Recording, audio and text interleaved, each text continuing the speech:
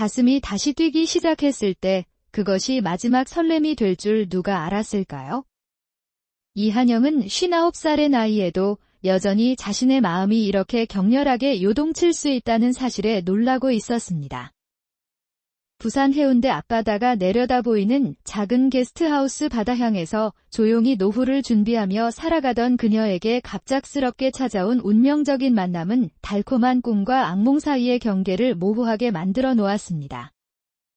30년 전 간호대학 시절 만났던 의대생 김태준과의 재회는 그녀의 평온했던 일상을 완전히 뒤바꿔 놓았고, 그 과정에서 그녀는 사랑과 배신 그리고 진정한 자아 발견이라는 인생의 마지막 과업을 마주하게 되었습니다. 남편을 잃고 홀로 남은 지 12년이 흘렀지만 여전히 그녀의 가슴 깊은 곳에는 채워지지 않는 공허함이 자리 잡고 있었습니다.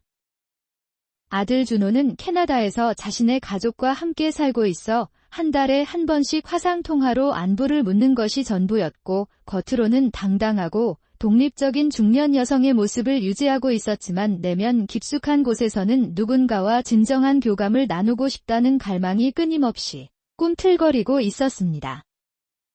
매일 새벽 5시에 일어나 바다를 바라보며 마시는 커피 한 잔이 하루 중 가장 평화로운 시간이었지만 동시에 가장 외로운 시간이기도 했습니다. 파도가 해변에 부딪히는 소리를 들으며 그녀는 종종 자신의 인생이 저 파도처럼 끝없이 반복되는 일상의 연속일 뿐이라는 생각에 빠져들곤 했습니다. 손님들이 게스트하우스에 머물다 떠나갈 때마다 그녀는 또 다른 이별을 경험하는 것 같았고, 그럴 때마다 마음 한구석이 조금씩 비어가는 느낌이었습니다. 그런 그녀에게 예약 명단에서 발견한 김태준이라는 이름은 처음에는 그저 흔한 이름 중 하나로 여겨졌지만 운명은 참으로 기묘한 방식으로 사람들을 다시 만나게 하는 법이었습니다. 예약된 날짜가 다가오면서 왠지 모를 설렘과 불안감이 교차하기 시작했고, 그녀는 자신도 모르게 평소보다 더 신경 써서 화장을 하고 옷을 고르고 있는 자신을 발견했습니다. 체크인 당일 아침 그녀는 평소보다 일찍 일어나 게스트하우스 곳곳을 정리하고 청소했으며 신선한 꽃을 사다가 로비에 장식하기까지 했습니다. 자신도 왜 이렇게 행동하는지 정확히 알 수 없었지만 마음 깊은 곳에서는 뭔가 특별한 일이 일어날 것 같은 예감이 들고 있었습니다. 오후 3시 정각의 체크인 시간이 되자 그녀는 프런트 데스크에 서서 문을 바라보고 있었고, 그때 한 남자가 여행 가방을 끌고 들어왔습니다. 순간 시간이 정지한 것 같았습니다. 흰머리가 섞인 모습이었지만 그 얼굴은 30년 전 그 청년의 모습 그대로였고, 그의 눈빛 역시 그녀가 기억하는 그 따뜻하고 다정한 모습이었습니다. 한영 씨 맞죠? 저 김태준입니다. 그의 목소리가 로비에 울려 퍼졌을 때 그녀의 가슴은 마치 20살 처녀처럼 빠르게 뛰기 시작했습니다. 손에 들고 있던 볼펜이 바닥에 떨어지는 소리가 유난히 크게 들렸고, 그녀는 떨리는 목소리로 겨우 대답할 수 있었습니다. 태준 씨 정말 오랜만이네요. 어떻게 여기를 알고 오셨어요? 그는 미소를 지으며 다가왔고, 그 미소는 30년 전과 똑같이 그녀의 마음을 설레게 만들었습니다. 인터넷으로 부산 게스트하우스를 검색하다가 우연히 발견했어요. 사장님 이름이 이한영이라고 되어 있더라고요. 혹시나 해서 전화해볼까 하다가 그냥 직접 와봤습니다. 그의 설명을 들으며 그녀는 이것이 정말 우연의 일치인지 아니면 운명적인 만남인지 혼란스러웠습니다. 체크인 절차를 마치고 그에게 방 열쇠를 건네주면서 그녀의 손이 살짝 떨리는 것을 느꼈고, 그 역시 그녀의 떨림을 눈치챈 듯 따뜻한 눈빛으로 바라보았습니다. 저녁에 시간 되시면 차 한잔 하면서 이야기 나눠도 될까요? 30년 만에 만났는데 그냥 헤어지기는 아쉽네요. 그의 제안에 그녀는 잠시 망설였지만 결국 고개를 끄덕였습니다. 그날 저녁 게스트하우스 옥상 테라스에서 그들은 오랜만에 재회했습니다. 부산 앞바다의 야경이 아름답게 펼쳐진 가운데 그들은 지난 30년간의 이야기를 나누기 시작했습니다. 태준은 의사가 되어 서울에서 내과 의원을 운영하다가 최근에 은퇴했다고 했고 결혼은 했지만 10년 전에 아내를 암으로 잃었으며 자녀는 없다고 했습니다. 그의 이야기를 들으며 그녀는 왠지 모를 동질감을 느꼈고 자신 역시 남편을 잃고 홀로 지내고 있다는 이야기를 털어놓았습니다. 대화가 깊어질수록 30년 전의 감정들이 서서히 되살아나는 것을 느꼈고 그때 왜 갑자기 연락이 끊어졌는지에 대한 궁금증도 해결되었습니다. 그는 의대본과 진학 직후 갑작스럽게 아버지가 사업 실패로 가족이 뿔뿔이 흩어지게 되었고 그 충격으로 어머니가 우울증에 걸려 입원하게 되면서 연락할 여유가 없었다고 설명했습니다. 연락하고 싶었지만 그때는 지금처럼 휴대폰도 없었고 그녀의 연락처도 잃어버린 상태에서 어떻게 해야 할지 몰랐다고 했습니다. 그의 진심 어린 사과를 듣고 나서야 그녀는 30년간 마음속에 품고 있던 서운함과 원망이 조금씩 녹아내리는 것을 느꼈습니다. 한영 씨는 여전히 아름다워요. 나이가 들어도 그 미소는 변하지 않았네요. 그의 말에 그녀의 가슴이 다시 한번 뛰기 시작했습니다. 오랫동안 누군가로부터 여자로서 인정받지 못했던 그녀에게 그의 칭찬은 마른 땅에 내리는 단비 같았습니다. 과찬이에요. 이제 할머니가 다 되어가는데 쑥스럽게 대답했지만 마음속으로는 그의 말이 진심이기를 바랐습니다.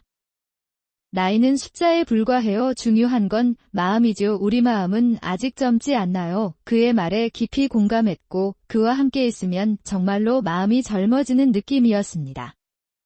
그날 밤 그가 자신의 방으로 돌아간 후에도 그녀는 쉽게 잠들 수 없었습니다. 30년 만의 재회가 꿈만 같았고 동시에 이것이 진짜 현실인지 확신할 수 없었습니다.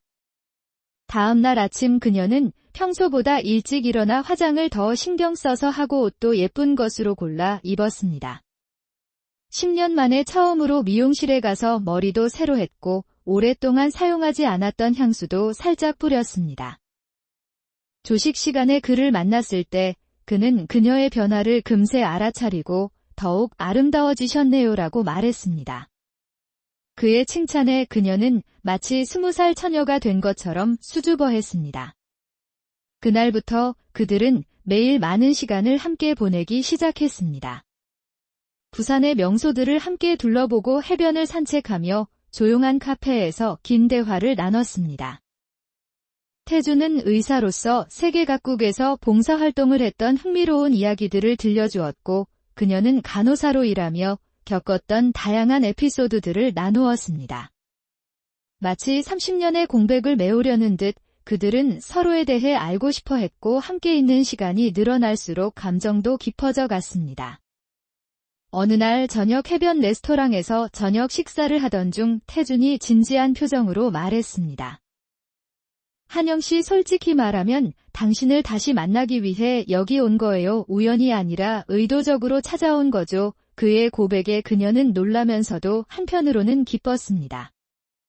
어떻게 저를 찾으셨어요? 그녀가 물었을 때 그는 간호대학 동창회 명단을 통해 그녀의 소식을 들었고 부산에서 게스트하우스를 운영한다는 것을 알게 되었다고 설명했습니다. 30년 동안 당신을 잊을 수 없었어요. 결혼 생활도 행복하지 못했고 아내를 잃고 나서는 더욱 외로웠죠. 그런데 당신 생각이 자꾸 났어요. 그의 진심 어린 고백을 들으며 그녀의 마음도 완전히 열리기 시작했습니다.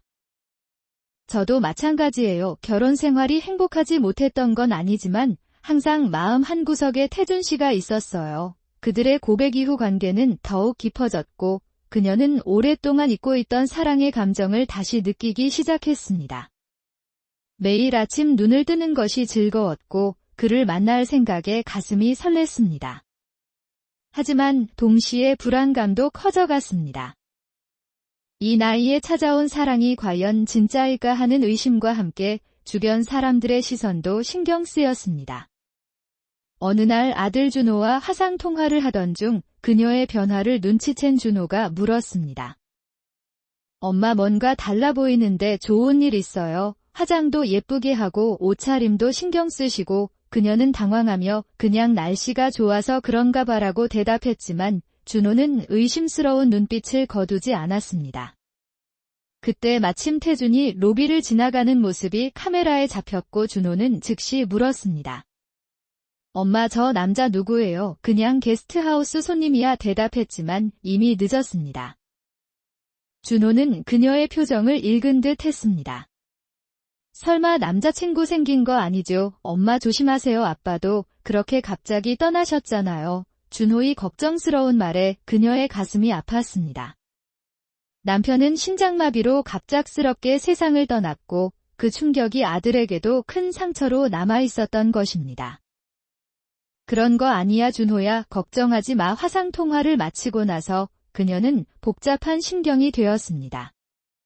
태준에 대한 감정은 확실했지만 아들의 우려도 이해할 수 있었습니다.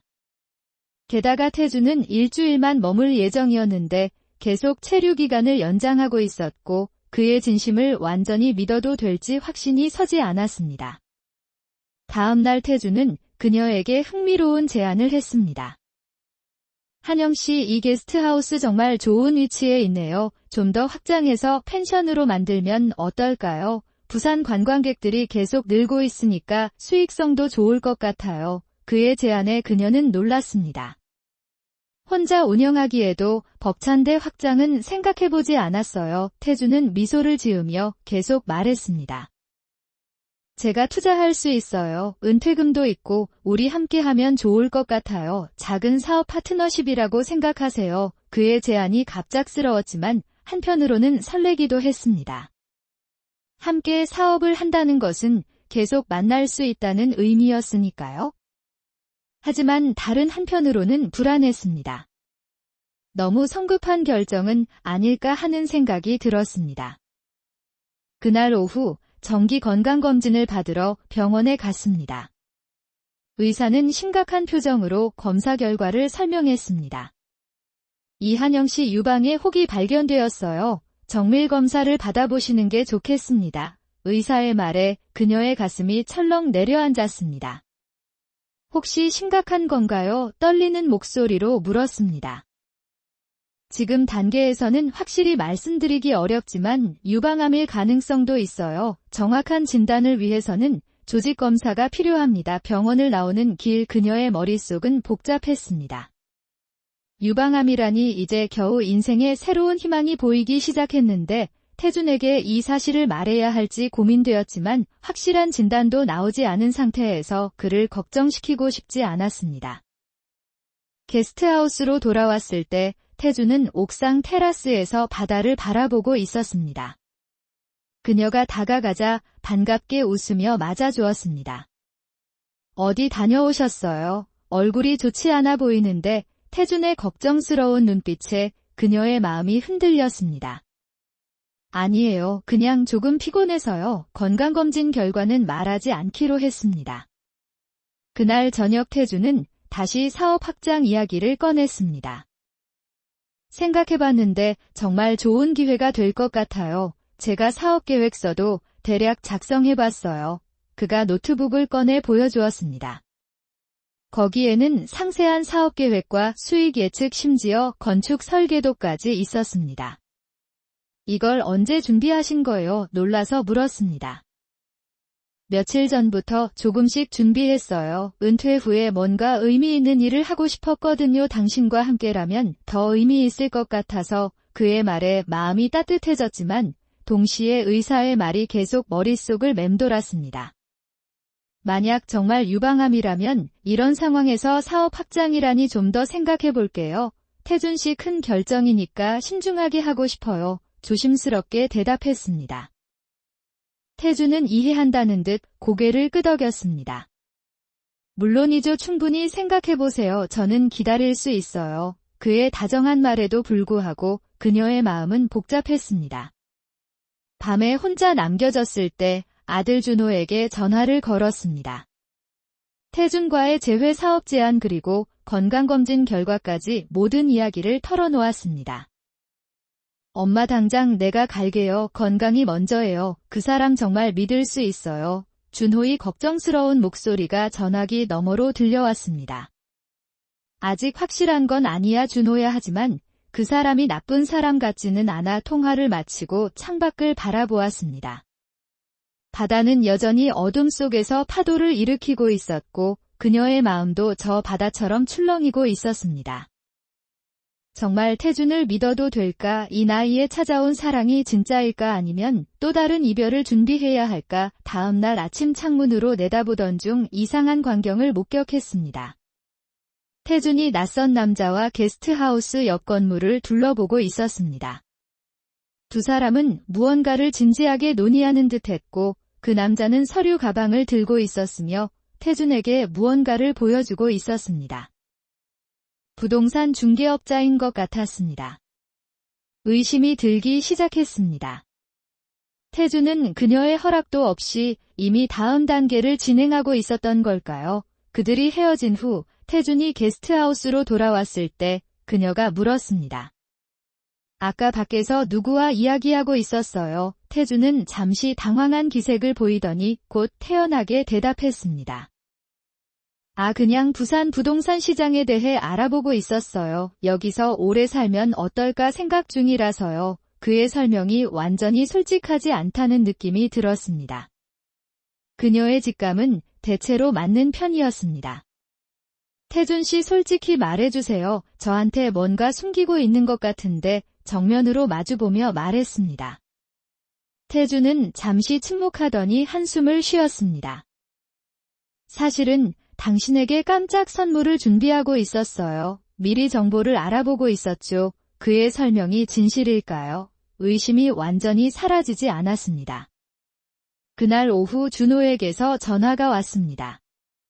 엄마 내일 부산으로 갈게요. 그리고 그 김태준이라는 사람 조사해봤는데 좀 이상해요. 준호의 말에 그녀의 가슴이 쿵 내려앉았습니다. 무슨 말이야? 자세한 건 내일 만나서 얘기할게요. 그때까지 그 사람한테 아무것도 약속하지 마세요. 다음 날 준호가 도착했습니다. 그는 노트북을 가져왔고 그 안에는 충격적인 정보가 들어있었습니다. 엄마, 이 사람 진짜 이름은 김태우예요. 김태준이 아니라고. 준호가 보여준 기사에는 중년 여성 대상 투자 사기단 검거라는 제목이 적혀 있었습니다. 그중 한 명의 얼굴이 바로 그녀가 알고 있는 김태준이었습니다. 믿을 수 없었습니다. 준호는 계속해서 설명했습니다. 이 사람들은 의사, 간호사 등 특정 직업군의 은퇴 여성들을 노려요. 과거 인연을 가장해서 접근하고 부동산 투자라는 명목으로 돈을 가로채는 수법이에요. 그 말을 듣는 순간 그녀의 온몸이 얼어붙는 것 같았습니다. 정말 그랬다면 30년 전 첫사랑은 어디에 있는 걸까요? 아니면 처음부터 그런 사람은 존재하지 않았던 걸까요? 하지만 어떻게 그가 30년 전 일들을 모두 알고 있었을까요? 혼란스러웠습니다. 준호는 한숨을 내쉬며 설명했습니다. 요즘은 SNS나 동창회 사이트를 통해 과거 정보를 쉽게 얻을 수 있어요. 엄마가 간호대학 동창회에 가입되어 있잖아요. 그녀의 머릿속이 하얗게 변했습니다.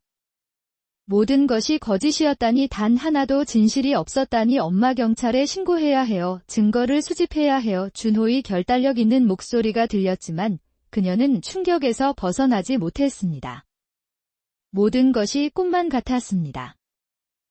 정말 태준, 아니 태호는 사기꾼이었던 걸까요? 그가 보여준 모든 다정함과 관심, 그 눈빛까지 모두 연기였을까요?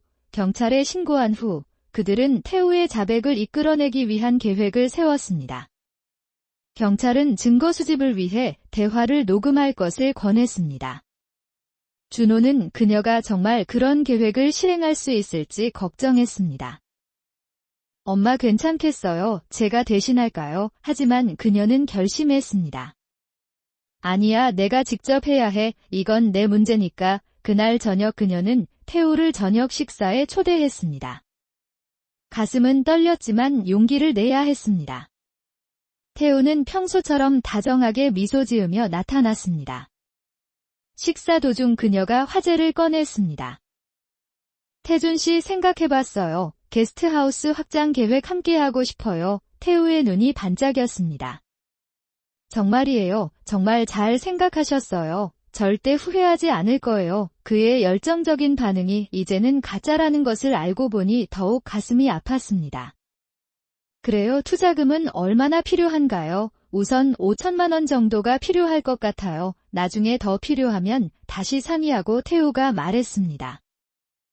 구체적인 숫자를 들으니 현실감이 왔습니다. 이 사람은 정말 그녀의 돈을 노리고 있었던 것입니다. 좀 큰 금액이네요. 하지만 이 게스트하우스 태준 씨 이름으로도 공동 등기할까요? 그녀가 물었습니다. 태우는 잠시 망설이는 듯했지만 곧 대답했습니다. 물론이죠. 우리 사이에 무슨 의심이 있겠어요. 이제 결정적인 질문을 던질 차례였습니다. 그런데 태준 씨가 아니라 태우 씨라고 불러야 하나요? 그녀의 질문에 그의 얼굴이 순간 굳어졌습니다.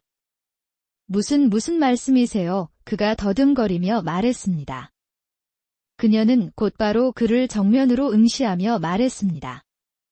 사실을 알게 되었어요. 당신은 김태준이 아니라 김태우죠. 중년 여성 대상 투자 사기 맞죠? 그의 얼굴이 창백해졌습니다.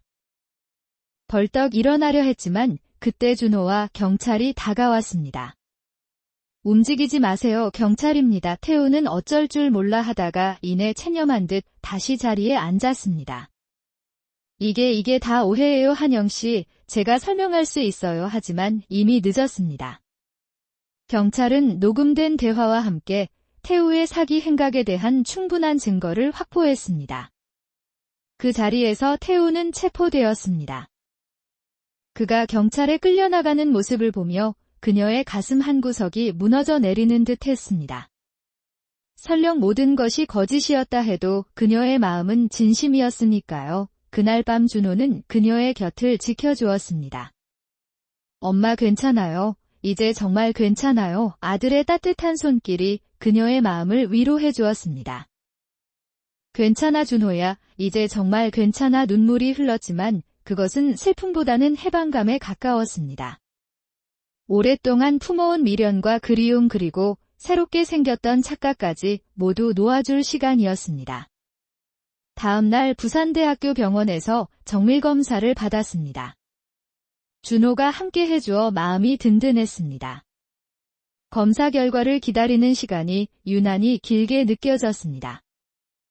만약 정말 유방암이라면 하는 불안한 생각이 계속 머릿속을 맴돌았습니다. 의사는 조심스럽게 결과를 설명했습니다. 다행히 악성 종양은 아니에요. 양성 종양으로 약물 치료와 간단한 수술로 완전히 치료 가능합니다. 안도의 한숨이 나왔습니다. 준호는 기쁨의 눈물을 흘리며 그녀를 꼭 안아주었습니다.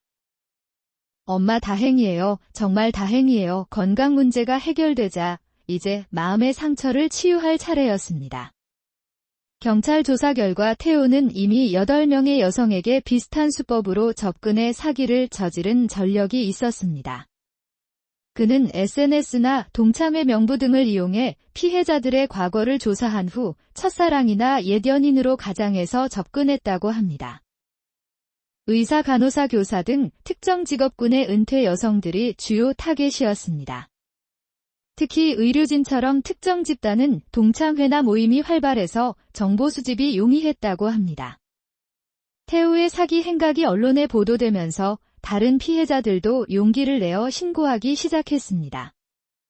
그녀는 그들 중 한 명과 연락을 주고받게 되었습니다. 그 여성도 비슷한 상황에서 속았다고 했습니다. 서로 이야기를 나누니 위로가 되었습니다. 이한영 씨가 용기를 내준 덕분에 저도 앞으로 나설 수 있었어요. 감사해요. 준호는 서울로 돌아가기 전 그녀에게 진지하게 말했습니다. 엄마, 이번 일로 너무 실망하지 마세요. 세상에는 나쁜 사람만 있는 게 아니에요. 다음에는 더 조심하면 돼요. 아들의 따뜻한 위로에 그녀의 마음이 녹았습니다. 고마워 준호야. 엄마가 어리석었구나. 하지만 이제 더 현명해질 거야. 수술 날짜가 정해지자 준호는 그때 다시 부산으로 오기로 했습니다. 혼자 병원에 가는 것이 두려웠지만 이제는 자신을 더 믿게 되었습니다. 이번 일을 통해 그녀가 생각보다 강한 사람이라는 것을 깨달았으니까요. 어느 날 저녁 게스트하우스 옥상에 앉아 바다를 바라보고 있었습니다. 이제는 그 넓고 깊은 바다가 외롭지 않았습니다. 오히려 그 고요함 속에서 평화를 느꼈습니다.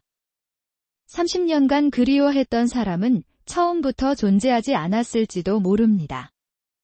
하지만 그건 중요하지 않았습니다. 중요한 건 지금 그녀가 여기에 이렇게 강하게 서 있다는 것이었습니다. 수술은 성공적이었습니다. 예상보다 회복이 빨라 사흘 만에 퇴원할 수 있었습니다. 준호는 수술 전날부터 퇴원할 때까지 곁을 지켜주었습니다. 모자가 이렇게 많은 시간을 함께 보낸 것은 오랜만이었습니다. 준호야 정말 고마워. 이제 괜찮으니까 서울로 돌아가도 돼. 그녀가 말했지만 준호는 고개를 저었습니다. 이번 휴가 다 썼으니까 조금 더 있다가 갈게요. 엄마랑 오랜만에 시간도 보내고 싶어요. 퇴원 후 준호와 함께 게스트하우스 운영 방향에 대해 많은 이야기를 나눴습니다. 엄마, 이 게스트하우스를 좀 다르게 활용해보는 건 어때요? 예를 들어 치유와 힐링을 테마로 한 프로그램을 운영하는 거예요. 준호의 제안이 흥미로웠습니다. 그녀는 오랫동안 간호사로 일하며 상담과 케어에 대한 경험이 풍부했고 요가와 명상도 취미로 해왔습니다. 이런 것들을 활용할 수 있을 것 같았습니다. 그거 좋은 생각이네. 바다향이 아니라 치유의 바다로 이름을 바꿔볼까 웃으며 말했습니다. 준호는 눈을 반짝이며 즉시 아이디어를 발전시켰습니다. 중년 여성들을 위한 치유 프로그램, 상담, 요가, 명상, 바다 산책, 엄마가 모두 할 수 있잖아요. 그렇게 그들은 게스트하우스를 새롭게 변화시키기 시작했습니다. 큰 투자금이 필요하지 않았습니다. 무리하게 확장하는 대신 그녀가 가진 것들을 최대한 활용하기로 했습니다. 방 몇 개를 줄이고 대신 아늑한 상담실과 요가 공간을 만들었습니다. 준호는 서울로 돌아간 후에도 온라인으로 홍보를 도와주었습니다. 놀랍게도 치유의 바다라는 새로운 콘셉트는 많은 사람들의 관심을 받았습니다. 특히 비슷한 나이대의 여성들이 찾아오기 시작했습니다. 그녀는 그들에게 단순히 숙박을 제공하는 것이 아니라 자신의 경험을 나누고 함께 치유의 시간을 가졌습니다. 태우 사건 이후 그녀는 더 이상 외로움과 공허함에 사로잡히지 않게 되었습니다. 오히려 그 경험이 그녀를 더 강하게 만들어주었고 비슷한 아픔을 가진 사람들을 이해하고 도울 수 있게 해주었습니다. 어느 날 게스트하우스에 머물고 있던 손님 중 한 분이 그녀에게 다가왔습니다. 한영 씨, 여기 오기 전에는 제 인생이 끝났다고 생각했어요. 남편과 사별하고 자식들은 각자 바쁘고 하지만 여기서 시간을 보내며 깨달았어요. 인생은 언제든 새롭게 시작할 수 있다는 거요. 그 여성의 말에 그녀의 가슴이 따뜻해졌습니다. 자신이 겪은 아픔이 다른 사람에게 위로가 될 수 있다는 사실이 기뻤습니다. 1년이 지난 어느 날 준호가 가족과 함께 부산으로 휴가를 왔습니다. 오랜만에 가족이 모두 모여 즐거운 시간을 보냈습니다. 저녁 식사 후 옥상에서 바다를 바라보며 준호가 그녀의 손을 잡았습니다. 엄마 정말 많이 변했어요. 더 행복해 보여요. 자랑스러워요. 아들의 말에 그녀의 눈가가 붉어졌습니다.